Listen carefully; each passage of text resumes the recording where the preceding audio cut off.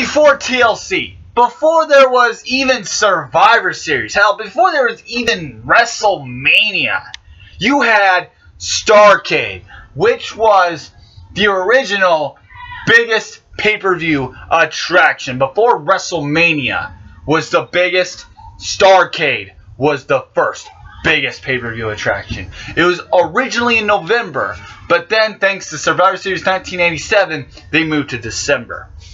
Now, I've already reviewed a couple of Starrcades here and there. I reviewed, 89 and 95 and 97 and so on and so forth.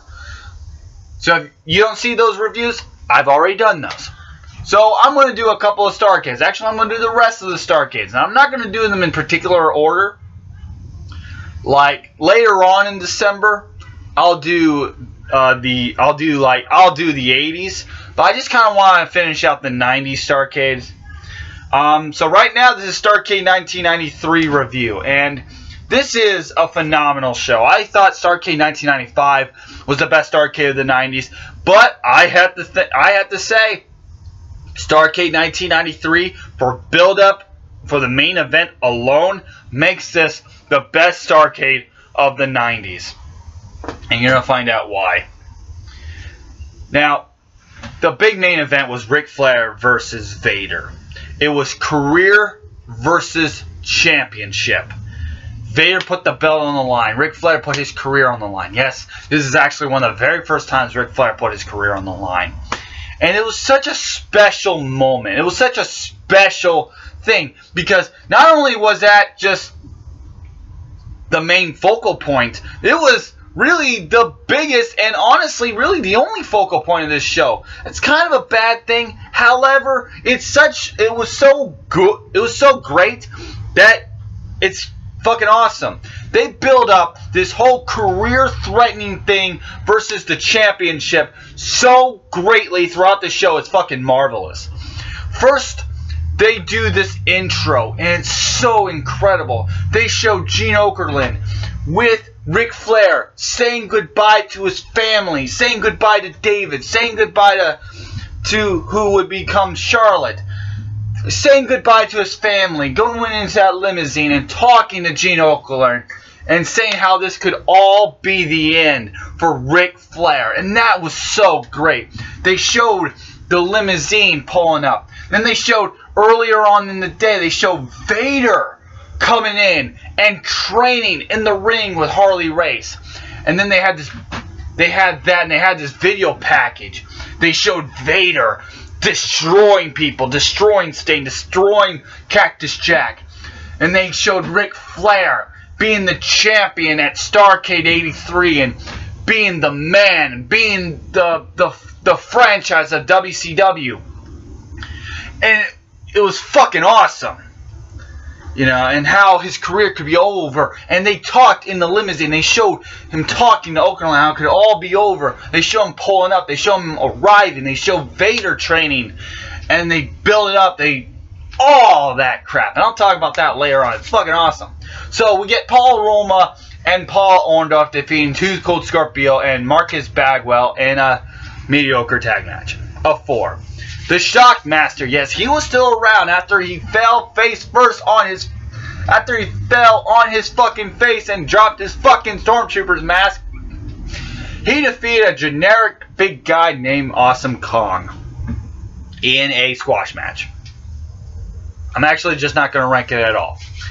Ricky Steamboat and Lord Steven Regal win to a 15-minute time limit draw in the television championship match in a very good technical match. Very good technical match. You're not going to find, I mean, even in 1993, you weren't going to find that shit anyways. But you're not going to find, corkscrew moonsaults and all that stuff. No, this is fucking great wrestling at its finest. Great storytelling in this. I give it a 6.5. I wish, if it didn't have the time limit draw, I would have given it a 7.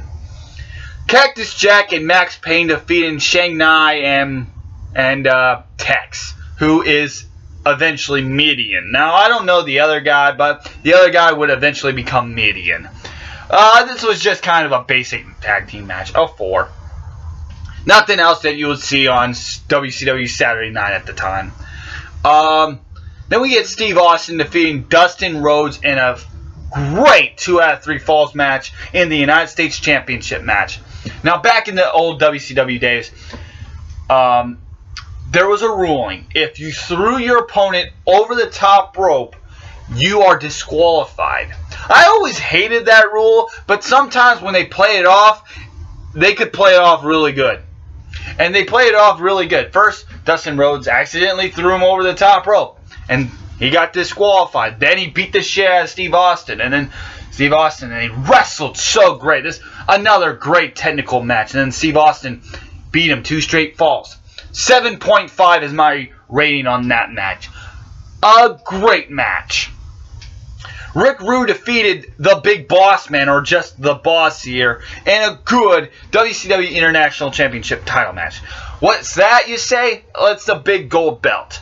Now, I would be here for another hour if I had to stand here and told you the whole debacle and the whole reasoning why there is a WCW International belt and a WCW World Heavyweight belt.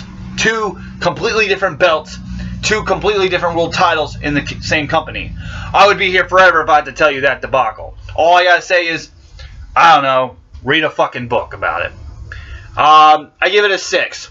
Then we have Sting and Hawk defeating the Nasty Boys via disqualification in the tag team title match. And another great tag team match.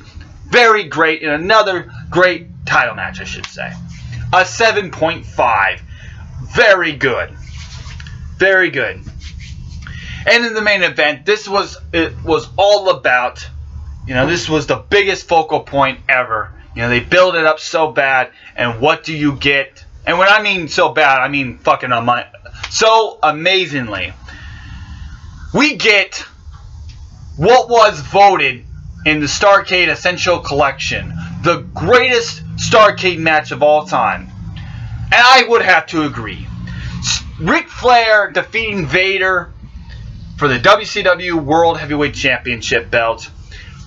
5 stars, a 10 out of 10. You can't show me a better Starrcade match. Okay, maybe Tully Blanchard versus Magnum TA was, on par. But still, this was phenomenal. The build-up to it was phenomenal. The story for it was great. The story in the match was great. Everything about it was great. They showed Vader as a monster. A fucking monster. And that's how you build up Vader. But they build up Ric Flair not being sympathetic, not being, people crying for Ric Flair, being sad for him, and, showing sympathy. No, they showcase Ric Flair being smart. Can he outsmart the big guy? Can he outsmart the big guy, Big Van Vader? He does. As he usually does. With a couple of tricks here and there, and using the advantage of Vader's manager and overcoming that. And this is how you book a main event. This is how you book a show. Phenomenal stuff. The crowd in Charlotte, North Carolina, Ric Flair's hometown even, fucking lit up like the 4th of July when Ric Flair won. 10 out of 10. It was phenomenal. The best WCW main event on pay-per-view, bar none, of the 90s. The best main event for WCW in the 1990s. One of the best WCW matches of all time. The best Starrcade match, bar none, 10 out of 10. An extra 5 points for story, for build-up, for celebration, for everything with Ric Flair. Overall, Starrcade 1993 is a damn good show. A really damn good show. Probably the best Starrcade of the 90s. I give it a 7.2 out of 10, and my next Starrcade will be 1994. Hogan and Friends Run Wild, baby. See ya. Woo!